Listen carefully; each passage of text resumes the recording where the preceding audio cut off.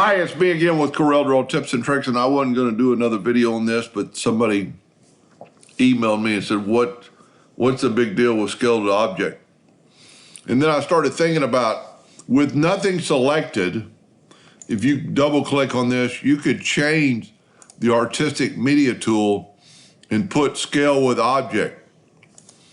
But when you go with this, it's on, but I'm not saying that it's going to be on next time. So if you save it as default, like we did in the previous video, go save as default, then it should be on every time you open it up. Scale with object. And I've made it bigger and wider, and you can see that it's grayed out there and it's white there. And so this video is going to explain a couple more things. And here, so I'm scaling with object. Now I'm going to click off that and go to my artistic media tool. And this time I'm not going to scale with object. I'm going to try to draw the exact same thing. So here's the reason for this. We're going to make this, well, we'll just grab them both. I'll tell you what, let's just grab it and let's make it 25%. Look at that, you can't even distinguish the lines. Let's make this one 25%. And it's still, it looks like the same shape.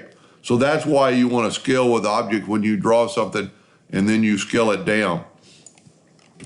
And then I was doing a little more research on this, and if we go to Tools, Options, Customization, and go to Appearance, our theme is light. So let's look at this.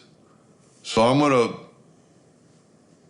get my artistic media tool, and you can see it's gray and I can see it's white, hopefully on the video. But how about if we went to Tools and Options, Customization, Appearance, and made the theme medium? Watch what happens to the background. It just got a little bit grayer. If you go to dark or black, it doesn't work because you can't tell any difference. But now you can definitely see the white box against the medium background a lot more. Anyway, I hope that answered their question, and thank you for watching.